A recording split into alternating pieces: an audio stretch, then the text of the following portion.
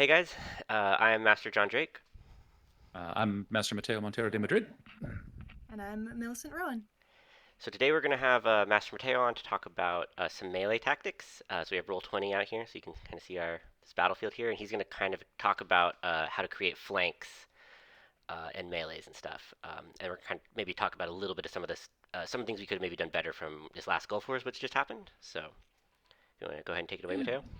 yeah, sure. So I have our battlefield laid out here with dark elves and dwarves. So you can take a look at that. And what I wanted to set up was just a couple of scenarios to talk about how, like, importance of flanking, how to make it happen, how to sustain it, and like how to create probably the trickiest flank, which is an internal flank.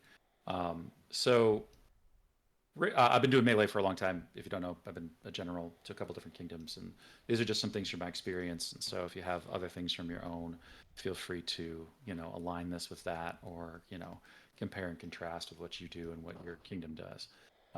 So I'm just setting up right now, just like your typical basic melee line. 1, 2, 3, 4, 5, 6, 7, 8, 9. 1, 2, 3, 4, 7, 8, 9, 10. All right, we have one more dark elf, then we have a dwarf. So I'm going to make these even sides here. Just don't worry about the people who are in the corners there. And so, typically speaking, if we're in a line fight, this is like the most basic formation that we get in rapier combat, which is one single line on line of fighters fighting. And we do this because the number of fighters in a line, the more fighters that are actually engaged, the more swords you've got pointed outward, the more offensive power you've got going forward. Um, we don't have shield walls or shield charges or other formations because this is sort of like maximizing offensive output in a particular direction. And so many of our fights are going to wind up in a line of one size or the other. But this is just to tell you, like the basic premise of this is that it maximizes offensive output forward, but it has, of course, a pretty significant weakness, and that is that a line is just one fighter if two fighters get here, or if even just one fighter gets to a position that is on the side. I mean, that's just a flank. I mean, that's just the basic definition of a flank, is getting to one unprotected side of the enemy and pushing the line towards itself by pushing against that flank. Let me see if I can draw something. I'll do something freehand here. Boom. So this character gets here and pushes in this direction. If you've been in a melee line, you know what it feels like when that happens. It's pretty much death, and it feels great to be the guy on the side of the line over here. Um, so creating that flank is about opportunism. It's about taking advantage of a moment and then exploiting that moment in conjunction with the rest of the people that you're fighting alongside. So that's just sort of like our basic definition of a flank: hitting the side of the line and moving that line. It feels like rolling it up. It feels like folding a line. We use a lot of different words to describe it, but that's what we're going to be doing. Um, the flanks of the line are the weakest point on the line.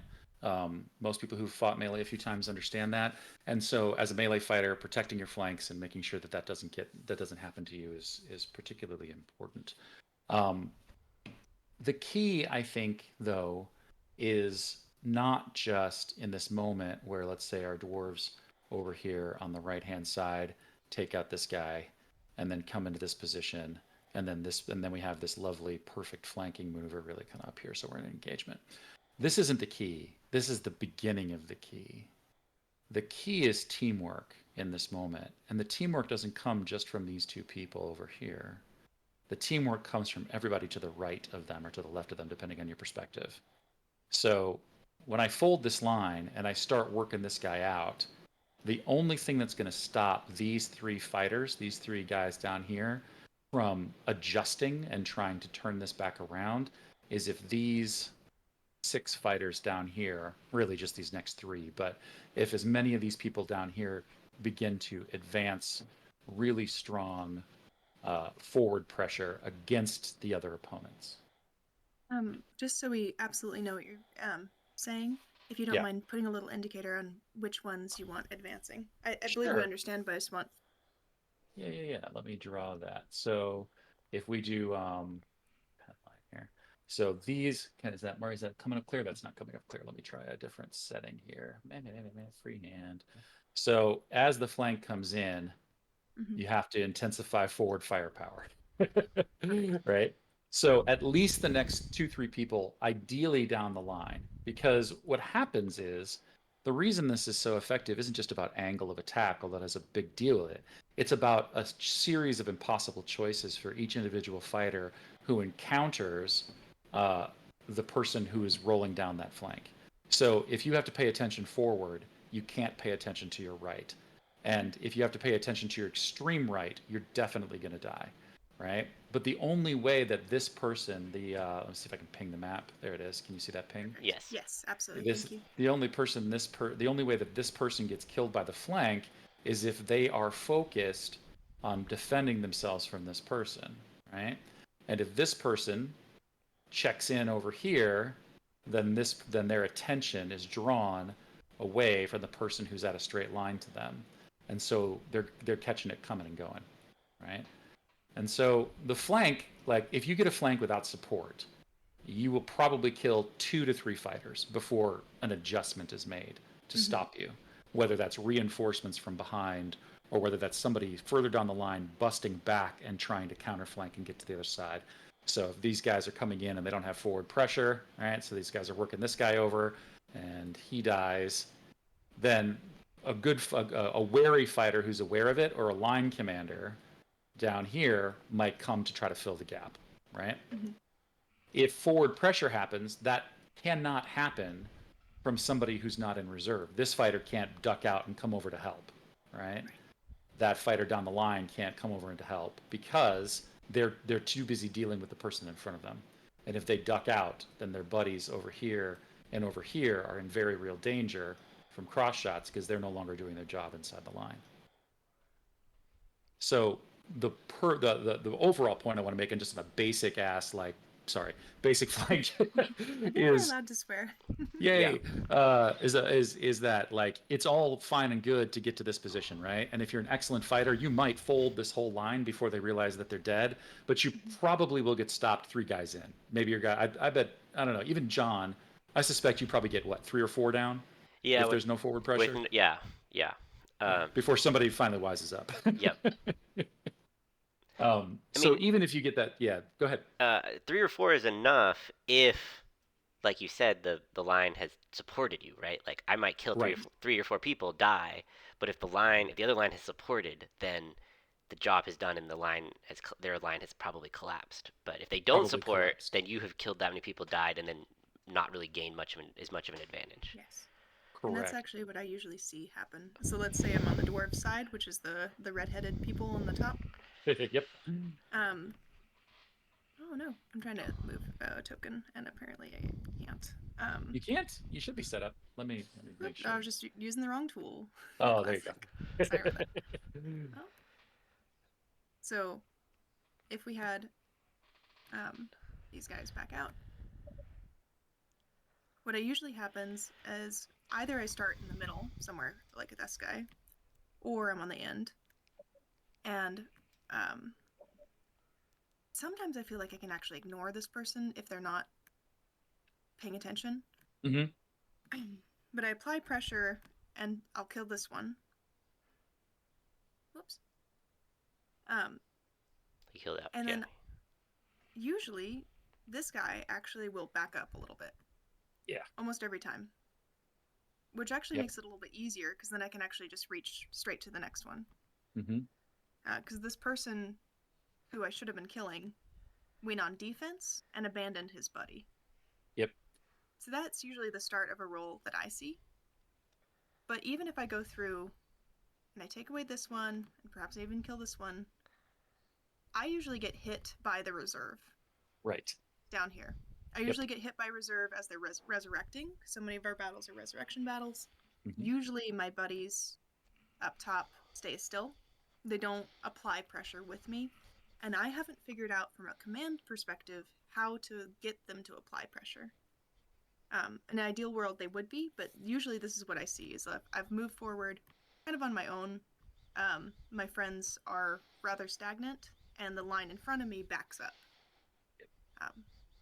I'm not entirely sure what to do Yeah. about that So from a command place, but that's usually the scenario I see. it comes from so the answer to that is a couple things. A melee line that understands how to read the room is really important. And so if your kingdom is training melee, do exercises where, as best you can, I understand like kingdom's training melee is slapdash, and like you might have two events maybe during the year where you get like 15, 20 people on a field dedicated to this. But if you have a local unit or you have your local barony or something along those lines that can train together, then train it. These two people are our flankers out on the outer edge. Let me pin them. Can I ping them? Where's oh, because I was on the wrong tool. These two folks are our flankers, right?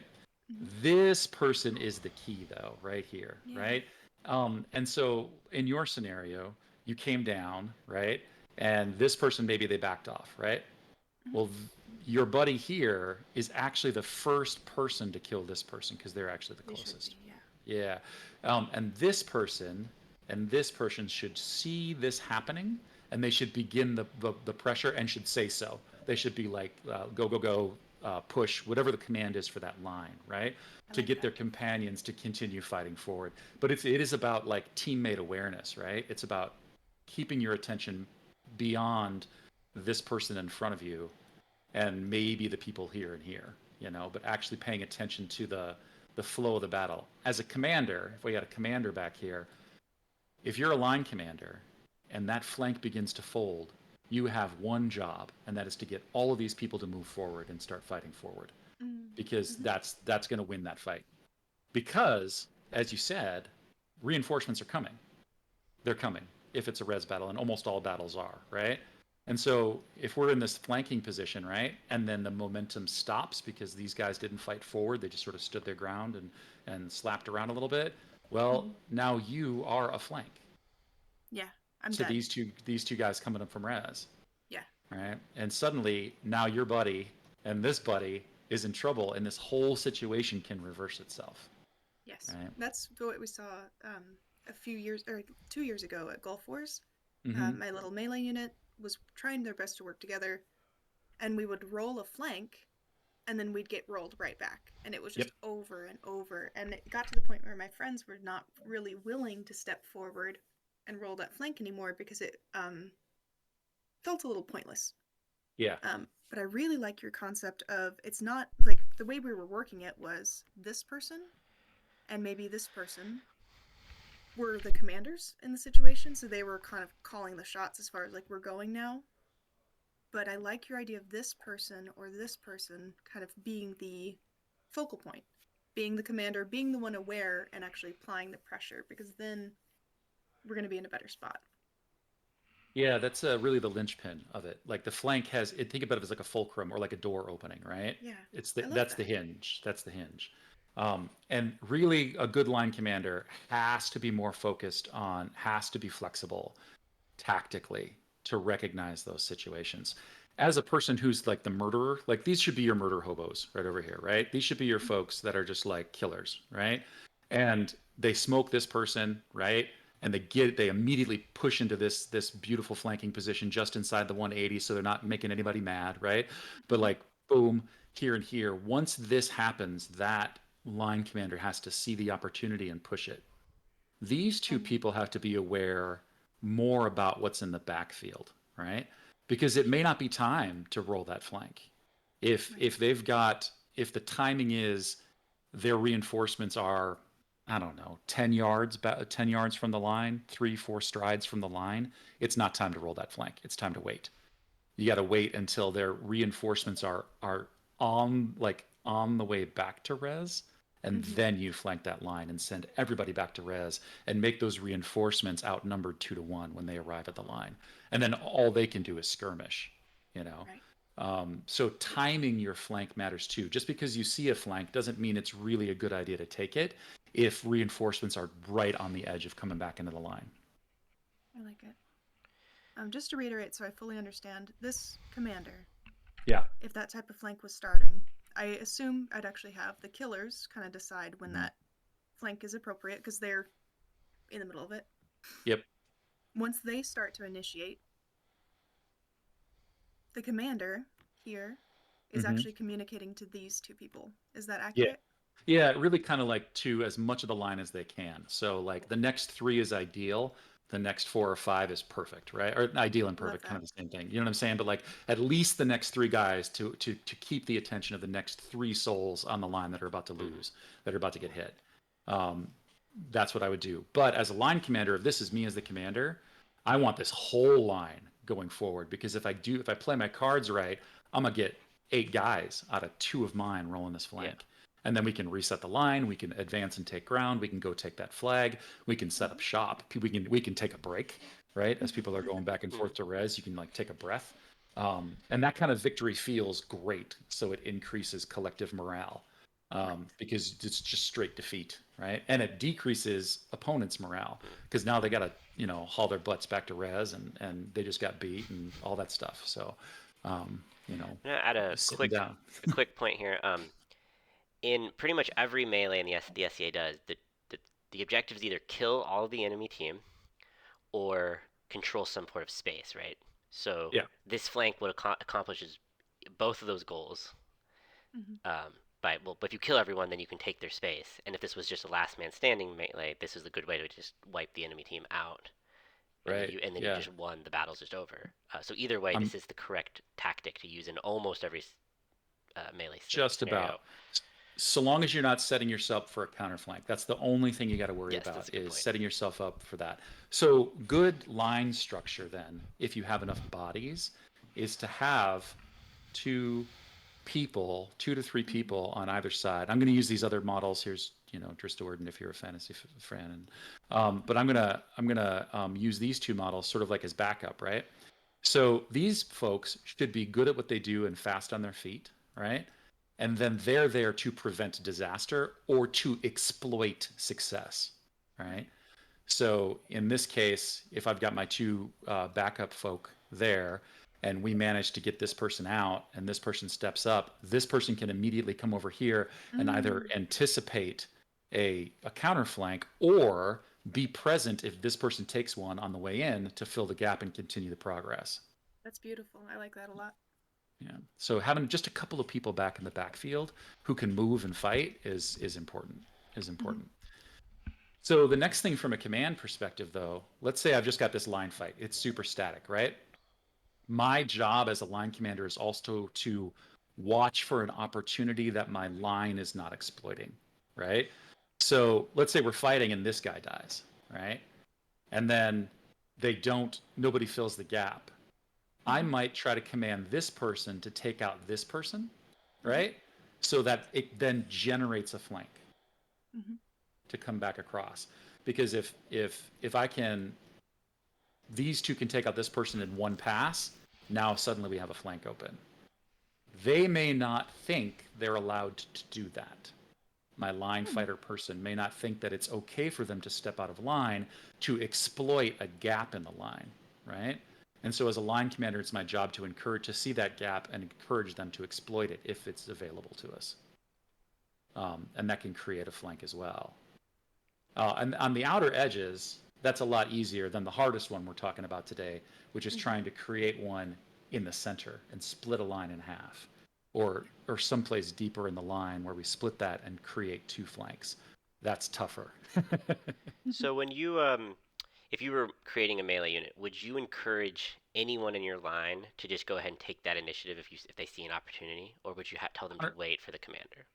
No, I would tell them to take the opportunity, because I want aggressive fighters who are opportunistic, right? these Once one of these dominoes falls, if your line correctly supports you, it's a whole line of dominoes that fall. So I want my line to see an opportunity and dig that. Now as a commander, then it's instead of my job of trying to tell them to do it every time, it's my job to restrain them if when I look at the backfield I see that that exploitation is going to lead to disaster, right? Love that. I love that. So I don't want to stop them unless they're about to get themselves Mm, killed, right? Yes. I like that too. And I Yeah. want to, if they're not taking it, then I want to encourage them to take it. Um, and I don't even have to be loud about it, right? These guys are fighting, ba ba ba ba ba, dinking back and forth. We're slap fighting. We're doing the attrition thing, right? I see this guy die. I sneak over here. I literally just say, "You two, this guy," right? Yeah. you two kill that one. And I know what's about to happen. If this takes longer than a pass, it's my job to make what I want to have happen. Perfect. Right? That makes sense. And then if it starts going well, I can tell this person literally to my right, be like, all right, push it. Right? And then I can step back and become a commander again, and they can continue the job. Yes. And I can then use my voice to get these guys to fire forward. That's a way to. I sometimes even like if I know, like if you know who this guy is, like to even say their name, like you two kill Yeah. Bob or whatever, right? Yeah, I do that all the time with you. Just because we don't, I think in the recording we don't have a mouse to see. Every time you say this guy, go ahead and ping him, just so we all know who we're talking about. They can see my mouse. They can't see anyone else's mouse. Oh, it makes well, John doesn't have to do it then. I promise you that what I'm pointing to is exactly the right person. Yeah. So I'll. Yeah. So like. So. You know, don't stop someone's initiative, right? Unless what they're about to do is going to endanger the objective, the line. And I think we talk about like strategy and tactics, right? The people in the line are not in charge of strategy. The person behind the line needs to understand what the strategy is and help manage the tactical decisions that people in the line make to make that happen. Mm-hmm. And that's a tough job to be a line commander, to be good at it. You need to really see the field and be able to exploit opportunity and restrain overzealousness. Yeah, very good point. This is why I have a soapbox about the fire and forget missile, right? So here's our hero. Here's our big damn hero, right? Top-notch fighter, doesn't like being in the melee line because sometimes they get hit. And so they decide they're going to go over here, right? Threaten this flank. They're threatening this flank, but they aren't actually breaking this flank. They're just trying to make this fighter feel like they have to address them as a threat, right? This guy would be much better here on the far end of the flank, shoulder to shoulder with a friend, because they're going to kill this person unless this person is also a big damn hero, right? And when they do, they and their friend can exploit the problem, right? Yes. But I think they I ran can't. into this last year, actually. Yeah, they can't do it from over here. That exact situation, because I either had somebody on that end or I was that person on the end, planning to exploit a line, and I thought stepping out here was a good idea. But then it actually took me too much time to get to here. Way too much distance to get on them. Their buddies can support. You're also leaving your flank in danger. Well, what you see a lot is you see the two heroes just having just a fight, right? Like, and this is the rest of the battle is irrelevant to them. This is what you see a lot of happens, right? Yes. And then maybe one of them kills one of them, right? And then they come and do the thing, but right. But mostly they like double or they wound each other or something, and then like, okay, great, now you're on your knees or you're missing an arm. So or they these spend, two guys are gonna 2 minutes having their fight or whatever, right? So which is a huge amount of time in melee. It's a ridiculous amount of time. Both of them would have been better off trusting a friend to their left or right and throwing down with the rest of their people, because their steel is still as good as it's always going to be in that line, and they have extra swords around them to help keep them safe and to exploit opportunities that they create. Yeah. So if you're a fire and forget missile, get in the line. That's my comment to you. Get your butt in line.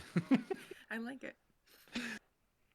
So yeah, do we want to talk about trying to create the hardest flank, but the most satisfying flank? Yeah, let's do it. Absolutely. All right. So this is a case where a really good example of this is the battle we fought at Gulf Wars, the not swashbuckler battle. It was the tube of toothpaste battle, right? Everybody squeezed into a limited engagement field. Yeah. It was the last one that we fought. Oh, it was the last one. I'm sorry. The last one we fought, not castle. I forget what it's called. Anyway, it's like a very, very long bridge, right? And so in a battle like that, those exposed flanks on the right and the left are closed off by the edge of the world. So they don't really exist.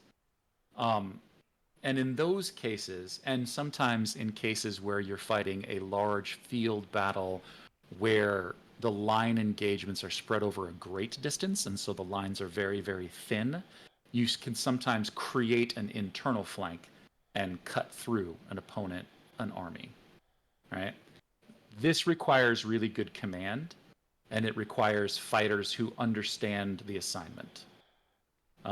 It'll never happen. You'll never create this with a group of fighters who don't know the assignment, like don't understand what you want, don't understand how to exploit it. You have to kind of build a little unit of people who gets it, right? So this is how it works. We're fighting. We got line commanders here. We got a line commander here. Let's separate our line commanders up. So we got line commander here, line commander there. And let's say we have a little group of ninjas back behind each line, right? Kind of around here. As the line commander, if I know that my flanks are never going to fold because this guy's up against literally physically his shoulders on the fort, this person over here has got a shoulder on the fort, and the person on the right hand side, the edge of the world is death, and so if they so much as step a little bit outside, it's going to die. So flanking becomes a way to die stupid, like you die by stepping over the rope and suddenly you can't play anymore, or you have to go back to res. Then I want to wait for an opportunity for the center or some sort of near flank to begin to fold. So we're fighting, it's attrition, and let's say this person gets dead. Now I have a little bit of a gap here. Assuming these backup folks are not paying attention, right? I can then call for a split in this line. And that requires a couple of people. This central person is going to pick a direction, right or left. Okay.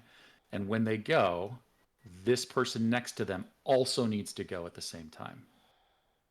Okay. Or nearly the same time. And they have to get, it's as an in your shorts, not necessarily like I'm climbing up into your nostrils, but like we're fighting, right? We're not dinking at range anymore. We're fighting. Okay. This person now behind, backup, steps up into the space. Yes. Okay. And now the game becomes, do I need to fill this gap over here? Can these two guys kill over here? Ideally, this person dies next and we cut here, and this person continues to push as this person pushes up. That's a split in the line. This person and this person exist for support, right? Whoever is back here. And honestly, like the commander could step up too. That's okay. Because these guys are going to be like, oh no, and they're going to come over. It's going to be a problem. These dwarves are going to come over here, and it's going to be an issue, right? You don't have a lot of time to make this work, and you really have to have people who can push and split this line and really divide it into two individual fights over which this central corridor here is controlled by backup. I love that. Right? So it's a tricky thing to exploit. It requires bodies. You're definitely going to lose people en route, and so you have to have backup. But if you can do it, it's great. You can also catch people looking, right? So if we're in a boring line fight for a while, and everybody's just sort of loosey-goosey, and they start spreading out because somebody dies, and they're not getting the reinforcements they need, people are drinking water, they're not coming back to the line, and things are spreading out, right? Then that's a great opportunity to try this. This person and this person and this person advance. If this person goes out, then you got it all day. This person continues to push that way, and we're good to go.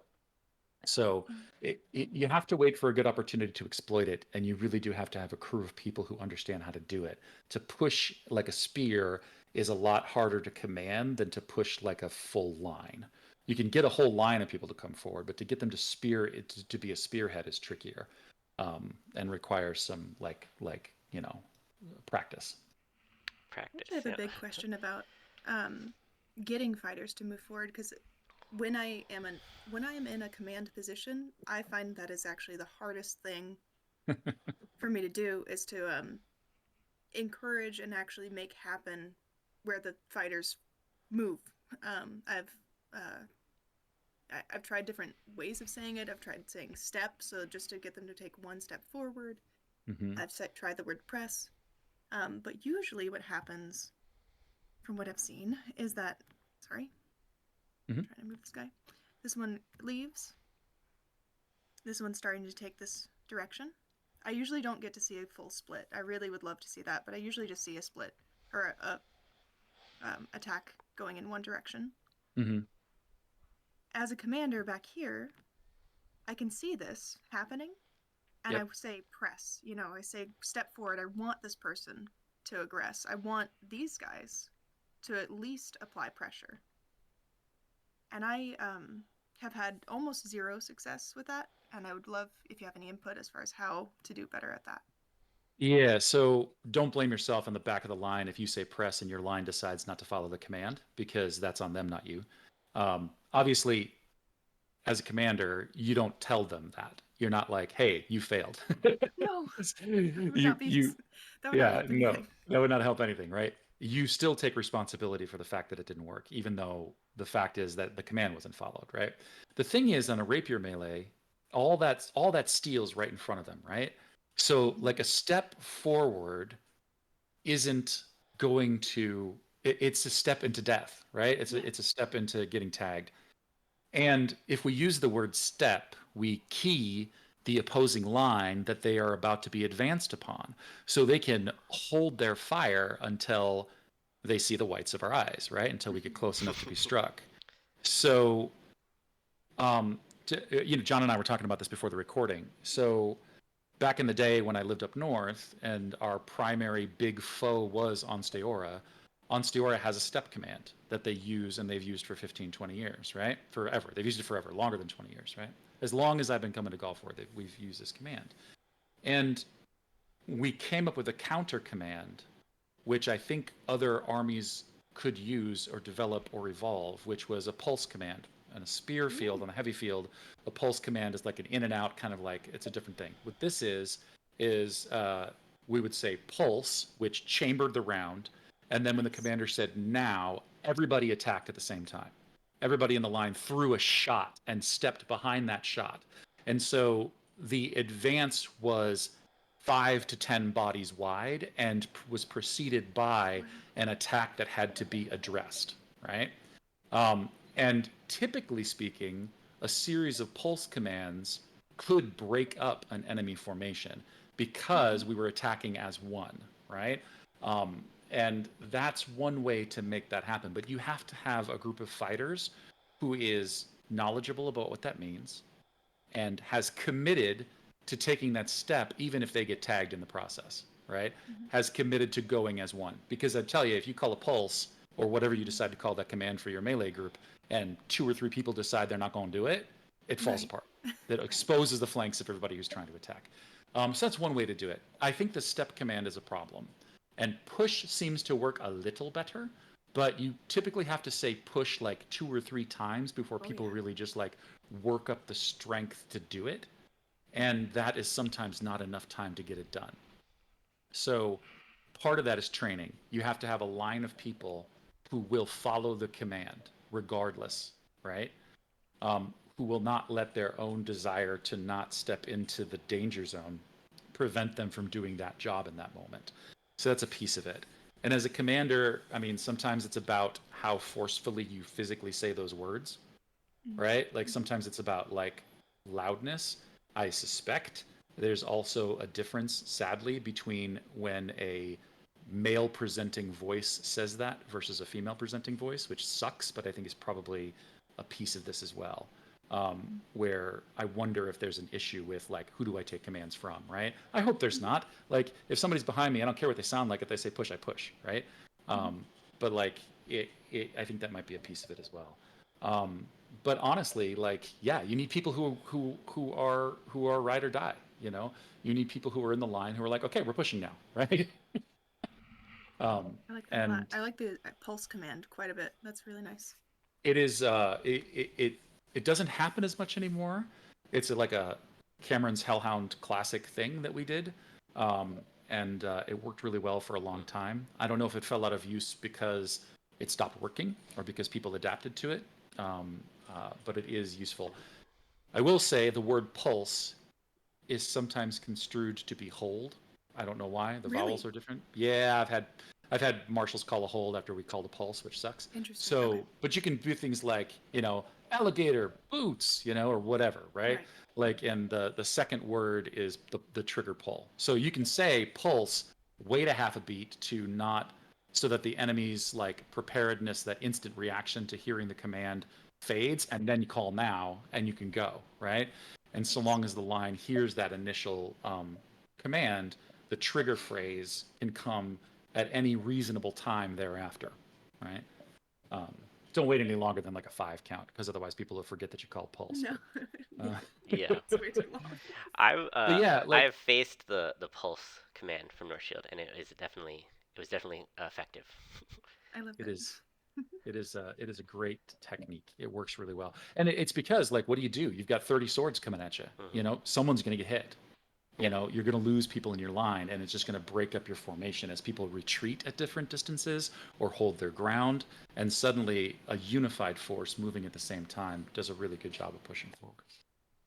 Um, so I don't know if that answers that question fully, It but does. having that trained group of people who are just on board, and if you're in the line and you're getting a command that is a bad command, follow it anyway, Hmm. um, because the people to your right and your left are in in greater danger when you don't. They are more likely to be struck when you do not go with them as one. Even if it's like, we are going, this command is going to send us all to Valhalla, right? Okay, cool. There are no stakes here. Nothing's at stake, right? So we go back to res and we go, haha, and we get back in line. We try again. Um, so Uh, but yeah, that's I think what I would say is, and it's especially important, man, line commanders and fighters in the line. If you see the enemy line crumbling, you got to dig deep and push hard. Just dig deep and intensify Hmm. that forward firepower. Just, if you're getting in and your line is successful, if you see somebody going off, you know how it happens. Like, somebody's in the line and they just decide they're going to be D'Artagnan in that moment, and they kill like 6 people. If you don't exploit that, that, I mean, like, you've really missed an opportunity. um, you have to pay attention around you, not just to what's happening to you. And especially in res battles, these opportunities are very, they don't last very long because people are constantly Yeah, resing, right? So you might have a slight numerical advantage for, you know, 5 seconds, 10 seconds, and it you yeah, and if you don't exploit it, like, the biggest enemy in a res battle is fatigue. yep. That's the foe, right? Sending people back to res increases their fatigue. It makes them more tired. It makes them slower on the line. It makes the reaction time slower. So the more you're sending them back to res and the less you're going back to res, the better. If you have an opportunity to exploit it to the best of your ability, because the more of them you send back, the more time, they're standing back there, they're popping their top, they're drinking water, they're not in the line, right? So, like, sending people back to res is how you win res battles. Yep. I um, used to be able to run back and forth to res in places, and the whole time, like doing wind sprints. Those days are gone. That's not happening anymore. no, it's hard. It's hard to do. Yeah. Yeah. I did have one thing that I've observed in melees as far as how to roll an internal flank. It's been pretty consistent. I'd love to see if you two have seen the same. Is there any way we could get 4 tokens that are a different Yeah. type? Sure. Here comes the Dragonborn. One. And Perfect. let me set him. I got to set his settings and I'll copy him. So, controlled by all players. Save settings. And then copy. I love it. Paste. Paste. Paste. Perfect. So what I've seen for rolling internal flanks, and I'd love to see if you guys have seen the same or disagree with it even. I'm going to pretend that these guys don't exist. I'm going to go ahead and get rid of him, and I can just put him back out later. So I'm Okay. just going So I'm going to say I'm this person. I'm this Mhm. dwarf. Sure. When I see 2 melee units next to each other, right between them is always a weak spot. Because they don't seem to like to work together super well. So if I'm Mhm. here and I feel like, whoops, this dragonborn is a little bit timid, or they're looking the other way, or something like that, I know this elf is not going to support him. And it's not because there's anybody bad. It's just it's been pretty consistent that if all the Dragonborn have their little green tabards and all the people on the left have little white tabards, they just don't have the trained in communication that you would see if I was trying to break in right here in the middle of everything. So I find that I can usually step up and take this one away and start a roll in this direction pretty consistently. That's a really keen observation. I agree. Absolutely. Yeah. Of course, doing this without the support you were talking about before, where you have somebody in the back fill in and apply pressure the other direction. Usually, I just do it one direction without the support, and then I get flanked from the rezzing people, and it's not as effective. But at least the momentum I can start pretty easily if I look at a gap between two units, because they physically tend to stand far apart from each other too. I've noticed. Okay. Which is really interesting. Like that's a really fascinating observation. I think you're absolutely right, and it also speaks to like this overall thing. Like just as a principle, as a person in a melee line, like the person to your right and left should be the people protecting you, and you should be the person protecting the people to your right and left. And so if there's a gap, and because you're sort of like focused on the people that you're fighting alongside and forget that the other people to your right are also alongside you, yeah, absolutely, huge exploitable gap, huge weakness. That is an interesting problem.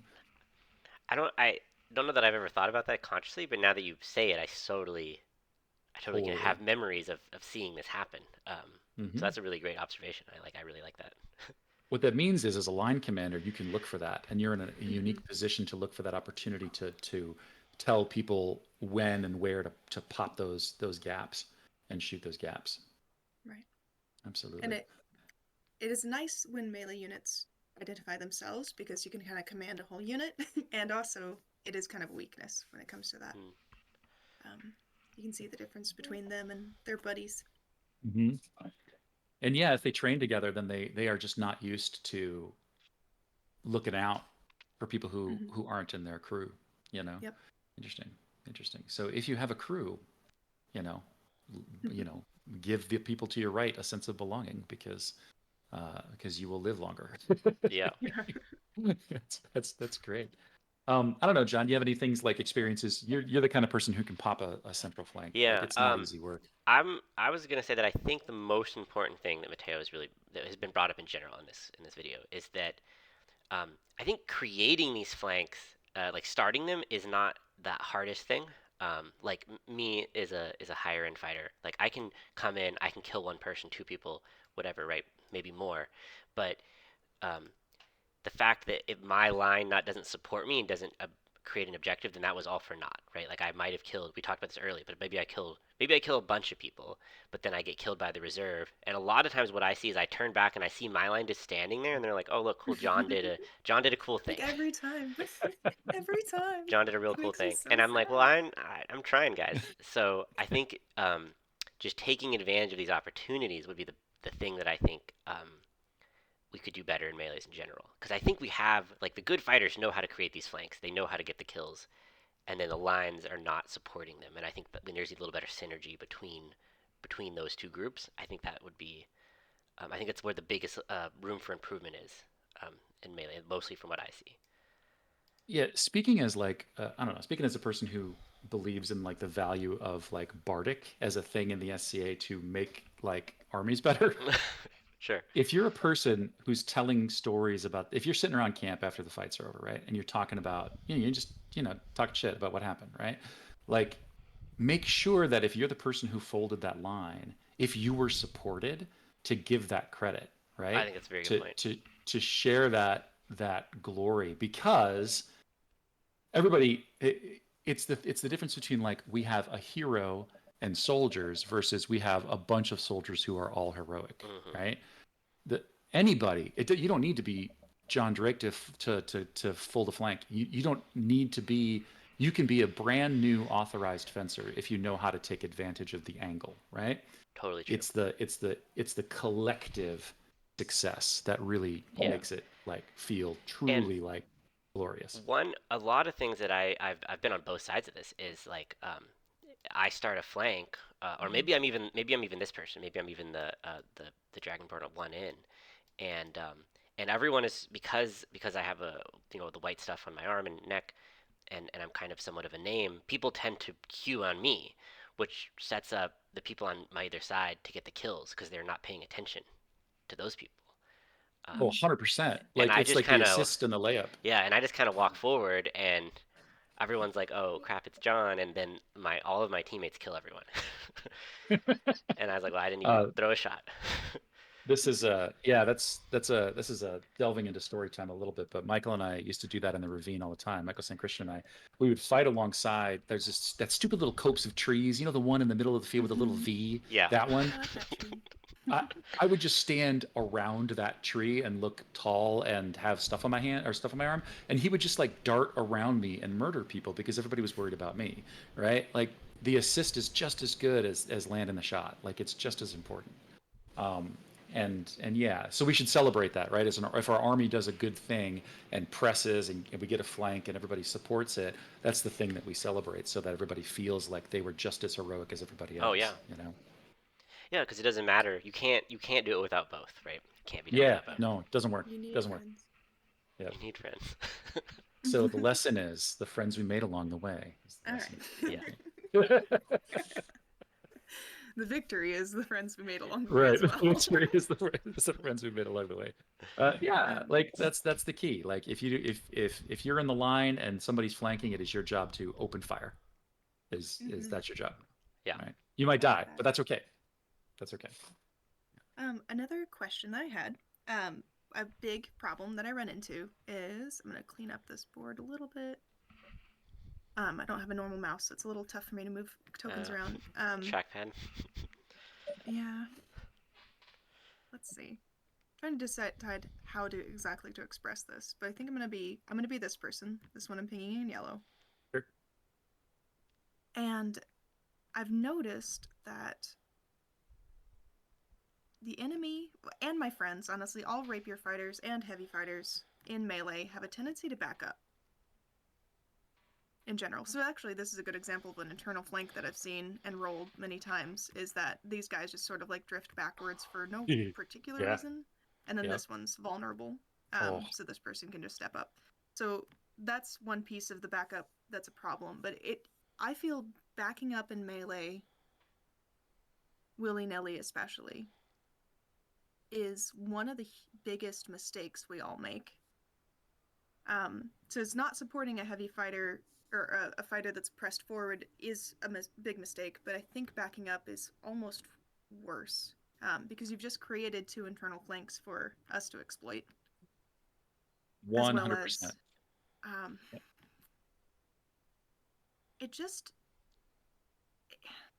the impulse to back up also causes the ability to help a powerful fighter to be impossible. I'm not sure if I'm articulating that correctly, but if this person's impulse is always to back up, and they're in a line, and one of their friends steps up and starts to roll, unfortunately, they might actually back up. And I've had that happen too. It's like any kind of pressure in front of them, even if it's from their own side, I've will seen cause that, them yeah. to back up because they mentally are always backing up. On the other side of that, opening up weird settings.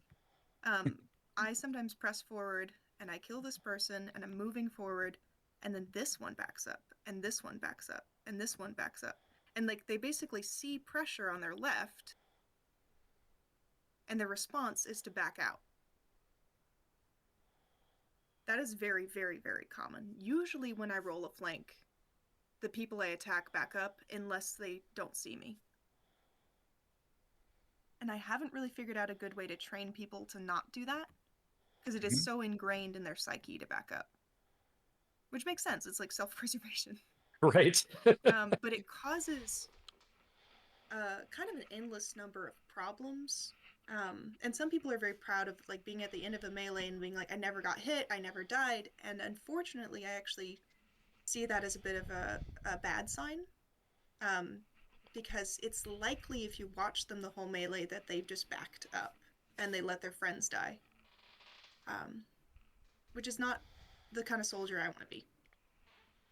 I I totally agree mean, with that. yeah, 100%, right? Like this is the time in the SCA where, okay, so like courage, what is courage in the SCA, right? We're not we're not in any real danger. Not really. I mean, we're in the danger of getting bopped or whatever, right? Like in the general dangers of the fact that we play a combat sport. But no one, knock on wood, is gonna die, right? No one's gonna like what is at risk or what is at stake, you know? Um, and what's at stake is that a battle is won or lost, or what's at stake is you're out of the fight. So I would encourage fighters who are listening to ask yourself, what's at stake? You know, and like, what can I be in a moment? If somebody's on fire, like, can I be the person who's alongside them? Or am I going to be the person that stops that fire from burning by stepping back and be playing it safe? You know, it's the same thing I would say to high level fighters who decide to be a fire and forget missile. What are you Yes. gaining by doing that? And what are we losing as a group, you know, that we can experience by doing that? And so, like when you're talking about people backing up when they're getting flanked, I mean that's kind of what you want. And so long Right. as your three buddies across the way are pushing them back, I mean you've just reshaped the whole battlefield, you know. I And prefer it if my that's enemy backs up for sure. It's very yeah, nice. you know, I don't like it when my friends back up. yeah, I don't like that either.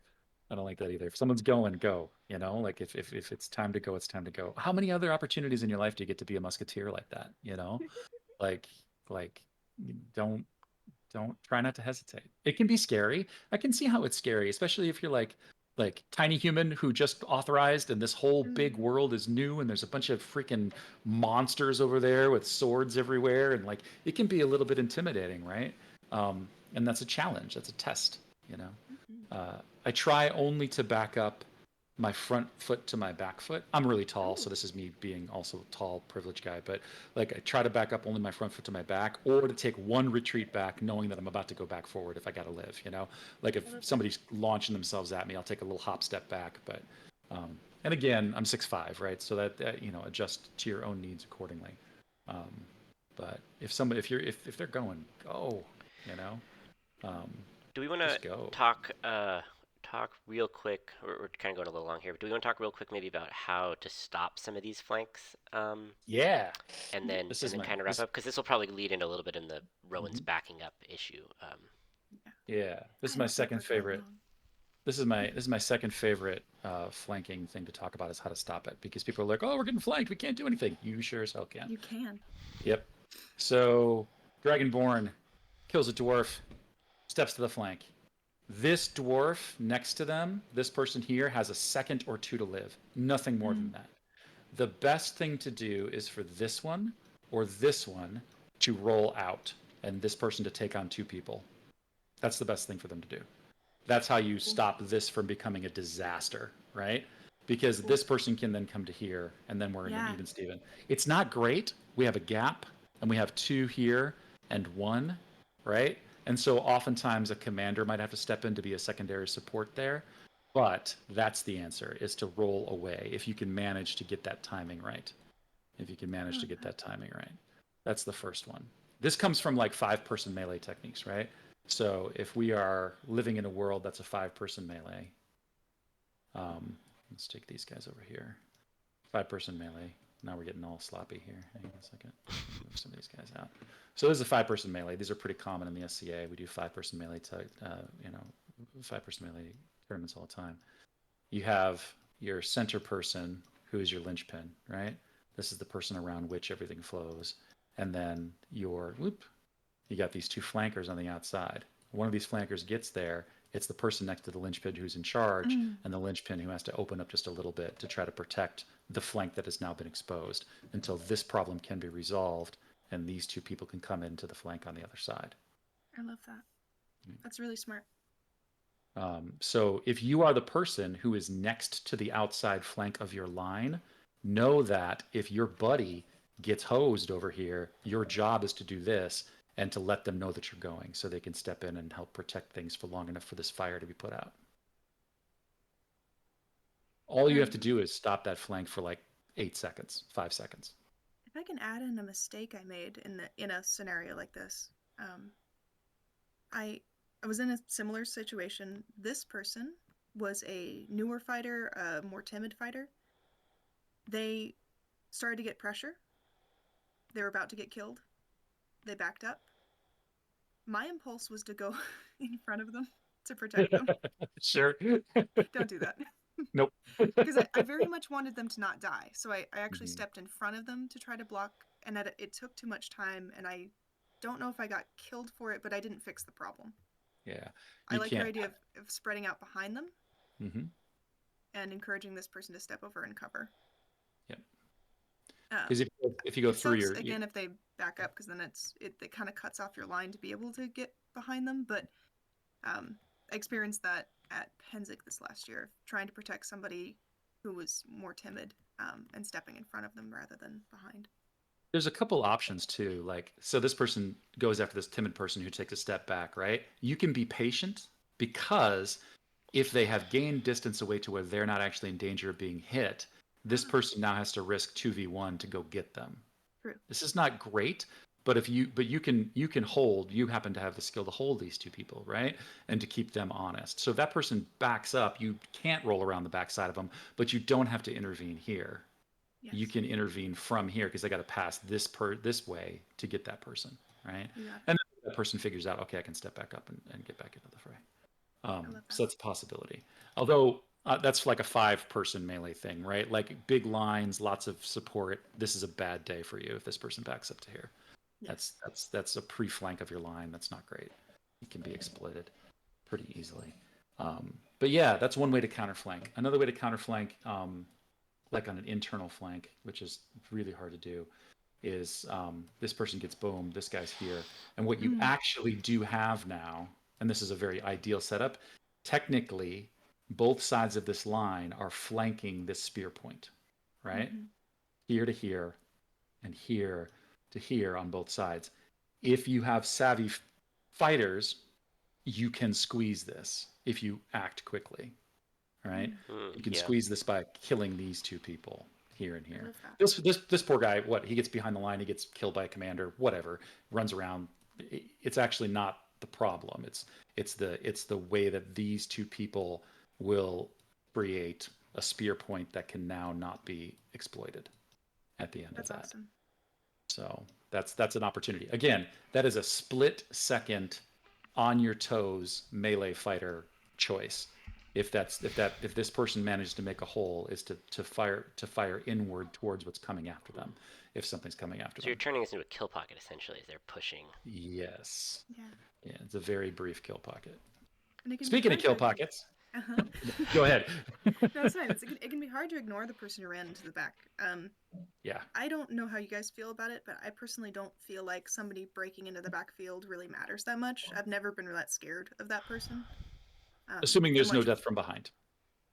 Even at DFB is very slow, so I tend to not really worry about that. The real damage I see is an internal flank roll. Yeah. Yeah, I suppose if you DFB like 5 people in a row, that's a real command issue. That's a big problem. Like 10 minutes long too. It takes forever. But there should be people in the backfield to a commander or someone to be like, hey, there's someone over here doing shit, and they'll just deal with it, and you just keep fighting in your line. Yeah, absolutely. That's the best ways I know of to deal with a flank is the back roll, the roll out away. If you don't have support behind, right? If you are support behind and this flank rolls and you are not immediately counterflanking, you need to go do a lap because you got to go do a lap. That's like your one job, kind of. Yep, I love that's that. your one job. I think all too often. Kill pockets before I Yeah, interrupted you.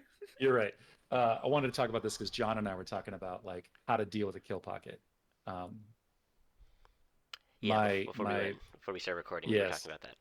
I'm gonna make a kill pocket. So let's say we are defending a gap. It's a doorway. It's a bridge. It doesn't matter. This is the universal defensive structure in rapier combat. We call it a kill pocket, and it typically requires that. It's really annoying to fight against. It's deeply frustrating. It's exhausting. It's a meat grinder every single time because you cannot step into any sense of measure against any fighter but the outside edges without taking more than one shot. You're just getting hit from multiple sides. It's like pre-flanking yourself. This little bowl shape is a flank, and no matter how you go in, you've got people who can deal with you.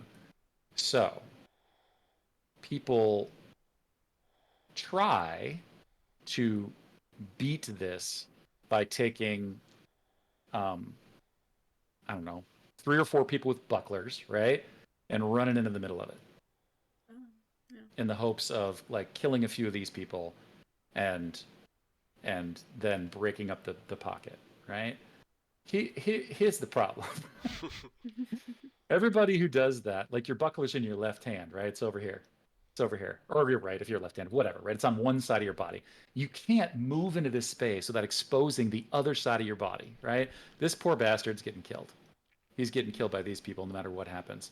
And it's going to be messy. And at best, you're just going to like run in there and just get drilled in the face as people throw shots as you're passing through their measure and around their measure. The way to kill a kill pocket is to put a couple of murderers out on the sides of the kill pocket, here and here, and eliminate this person. These people have to die on the outside edge. Once one of these guys dies, then this person has to immediately take their place and exploit this and break that kill pocket. They go here, and now all your people, now this person can advance, right? Now you have what you need. But if you try to just like rush 3 or 4 people in there, you might break up this formation. I don't know if you're going to break it up before they get reinforcements that can just step into the gap, right? But oftentimes it's complicated for somebody to step into this position. It's usually squeezed, right? Between terrain, etc. And so if you can kill this person and step into their place, you're in a good spot to continue on. Yeah. And suddenly you can break that. That's how you break a kill pocket. Please stop sending hordes of people with bucklers in to get slaughtered and get concussions from charging in the middle of a kill pocket. And that might, to what Mateo's saying, that might mean fighting around a door frame or a tree or something, which can be tricky, but it's really the only way. Yep. It just takes a while. It's a grind, but better that grind than the interior Yes. grind of inside the flank. Like better to deal with these 2 people than send a bunch of people to get outflanked by all 6 of them. Like it's just, that's never a good time. Because you're rezzing more than your opponent, as we talked about earlier. Yep. People are getting frustrated. They're more likely, they're getting tired. So. Yep. And it can be tricky, but that's all right. Tall people can like if it's a really tight kill pocket, like in a door to a house, right? And it's like 3 people kind of working like this, you can put a tall fighter, in the center, and that person can exploit both of these people down here, because they can reach them, right? And so you let that tall person be a little bit back from the line so they're not in reach of people. Like if these guys are on their knees or whatever, they're grounded or they got bucklers in front of them. You just let this person work. And as this person comes forward, they just tag them. You just take your time on it. But it's the corners of the 2 corners of the kill pocket that you got to kill. If I could add something in, something I like to remind people is not just height as far as your physical body, but bringing a longer sword to a melee is key as well, because I'm not very tall, but I bring a 45 to a melee. It's a similar concept. You're just trying to be able to reach further. Don't bring a 38 to a melee, because you just can't get as far as you need to get. Early on in my history as a fencer, I was in the mid realm, and we had gone to heavy rapiers before the rest of the world kind of did that. There's a king who just banned the epées right out. And so when we came to Gulf War, we had choices. We could fight with an epée, we had to authorize there, or we could fight with daggers. And a lot of people were just weird and prideful and fought with daggers, and they died. So They fought with daggers in a melee? Only daggers, yeah. Yep, No. only daggers. Dagger in either hand, or dagger and buckler, because that was safe. But they died. No. I mean, That makes some me of them sad. like, some of them were like, I charged the line and I killed 2 guys. And I was like, and then you died, and then we all died. So, so cool for you, but Bring a real sword next time. yeah, bring a real So sword. if you don't have a tall fighter for this spot, bring your fighter with their longest weapon, the longest weapon you have, and the longest body you have. Yeah. Yeah, and then these three people just work together, right? So like if you don't have some monster coming up behind you with a big old reach or even with a long sword, then you're waiting for these guys to throw an arm out, right? Mm-hmm. To throw a shot, and then you hit that arm. Like you exploit whatever vulnerable target you can exploit that doesn't endanger you until you pick them apart and send it back to res and step in. Love that. Um, Very cool. yeah, Is there anything else we needed to cover today, or should we go ahead and wrap it up? yeah, we can wrap it up. You know, That's probably a good length of video, unless you had something else, Ron. No, I think that was it. I had one curiosity as far as before we went to Kill Pocket. It sounded like Mateo might have been going in one other direction. I don't remember Um, now. What was I thinking? because we were talking about the 5-on-5 and the counter, basically countering a flank. Oh, yeah, yeah, yeah, I yeah, want to yeah. make sure there's anything else on that. I don't think there's anything else I could think of. It's all about awareness, right? If you want to practice good line tactics, do 5-person melees and don't let your 5-person melee break down into a hero fight. Like Love force that. your team, even if they're going to lose, to fight together because it'll develop your tactics. It'll develop the instincts to move in and out and when these guys can push and all Yeah. kinds of stuff, like you're just trying to get more swords on their guys in a better Hmm. position than they have on yours. Um, One and that works shoulder to shoulder. Yeah, one way to practice to simulate a bigger melee when you don't have that many people and you have 10 people or whatever and you're doing 5-on-5 is to just limit the field, like limit the front. Hmm. Yeah. Because then you're like, you say you pretend like there's a line over here and a line over here, so you kind of have to fight together. Because otherwise, if you Hmm. just do this in a giant, if you do 5 people in a giant field, it's really easy for that to just split apart. I Mm-hmm. just remember the thing I wanted to say. I Okay, just remember please what it do was. it. Talk about shooting a gap real quick. So this could be in a big line or even a small melee. So this is a thing that happens with reserve troops, and this is a thing that rapier fighters are typically pretty bad at, which is shooting a gap that gets exploited. Let's say I kill this person, right? And then we get this flank, but something is stopping us here. It pauses for just 3 seconds, right? Mm-hmm. These two reserve people should not worry about the line at all. They should shoot and get out here. And Ooh. now we have a real pickle for this person, right? Yeah. And we have support when counterflankers inevitably come back from res. We have a pre-closed flank. Love Okay. that. That's a really good point, So if you actually. yeah, if you can shoot that gap, shoot it, and your job is just to live in this space and either protect your own flank or make this person's life Yeah, even harder than it is. because these That's really flankers, nice. our flank is super vulnerable to reinforcements or Yep. Yeah. reserves. Yep. Um, But you only got to buy them like 10 seconds, nope. right? So if you see the reinforcements coming back, the two of you can just like tag in and just go be heroes for 10 seconds while these guys can finish their job. Yeah. No, I think it's a really good point. Really, really good point, actually. That's really, really nice. Because that does happen all the time. Like you kill two people and then you run into Boomy, and or then Yes. a fighter who can defend themselves super well, and it Yep. loses all the momentum, and you have to Or sit there and or deal with them for Boomy's a one of second. these guys in the backfield who's gonna then come Yeah. up and murder the Yeah. fuck out of your Yeah, flank. and you need to block them. Yeah. If I can hold Boomy for 10 seconds while his line falls apart, I am feeling great, even if he smokes me. Yeah. Like I'm feeling great Yeah, about my life. you just need his line to die. Right. Right. Yeah. No, Um, He can totally. watch me he can watch him die over my falling corpse. That's fine. there we go.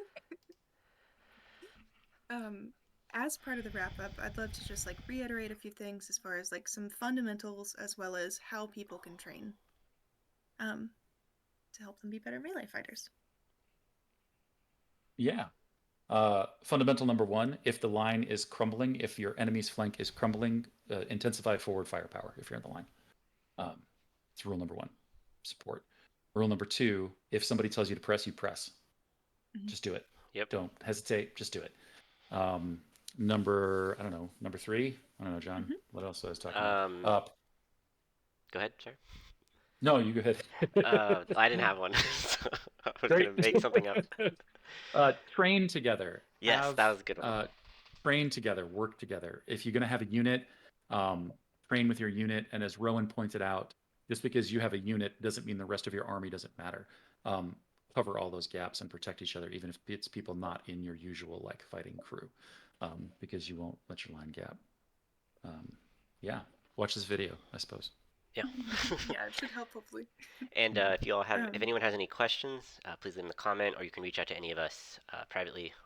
We're all on social media, so Yeah. we're Yeah. happy to talk about stuff or Hmm. go over stuff more. And we'll probably do more. We might even do another video like this, another melee video, Hmm. and then Rowan and I have a bunch of other videos planned on other fencing topics. So It'd be fun to do a video that had terrain, like how do you fight in the ravine or how do you fight in the woods yeah, battle yes. at Penza, because it's a little bit different. yeah, Yeah. Right. Or even the gentle slope of the field at Hmm. Pensick does matter some. Like yeah, a big fundamental thing that I found 2 years ago at Gulf Wars was every time you want to roll a flank, you have to roll it downhill. yep. Yeah. I did have a commander try to force me to roll a flank uphill with the sun in my eyes, and Oh. I physically Mm. couldn't do it. I wanted to very badly, and I tried because my commander said to do it. But I did have to tell them, like, if you tell me to go uphill into the sun, I can't. Yeah. So try to be aware of the terrain and if your fighters can even see where they're going. It's going to be way easier downhill. It's going to be way easier if the enemy has the sun in their eyes, just so you 100%. can see where you're going. I would still say fundamental is don't back up. Oh yeah, that's another good one. Yeah. I I would think rather that's somebody true. turtle up and just like not move at all than back up Mhm. if they're on my Me too. team. Yeah, if you survive like 6 more seconds because you stood your ground, that can be everything. That 6 seconds can be everything. So You know, important. It's so yeah, important. yeah. Yeah, the ravine at Gulf Forces last year was won by it was 11 to 10 points, like the control points. And I think that the Onsturian side won. They had the flag, or we kept the flag. We kept them from getting the flag to down to the last, like the last, like the buzzer. It was a buzzer beating win. Yep. So every little second counts, especially in some of these battles. So Mm-hmm. Mm-hmm. Yep, yep, yep. Absolutely. yeah, Ronan and I have a bunch of other videos planned. Also, if you all want to, Master Boomy does his live stream every Thursday where he reviews a lot of fighting footage. So if y'all want to check that out too.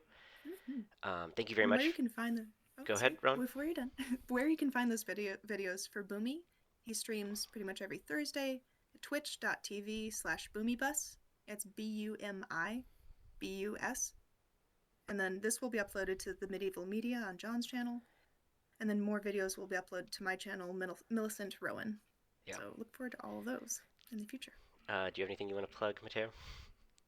No, not at the moment. No, no, Okay. I'm not. Yeah, you know what? If you're in the Austin area on August, the first weekend in April, my show Fiends Folio that I'm directing at Austin Community College is going up. So go see some Shakespeare scenes that I directed Oh, that are Absolutely. fun and pretty cool. So yeah, Flex those bardic muscles. that's right. One weekend only. yeah. So And thank you very much, Mateo, for coming on. And we'll hopefully do something like yeah, this again at some point. yeah. Thanks for having me. It was a good Yeah. time. So we'll see all y'all later. Bye. Bye.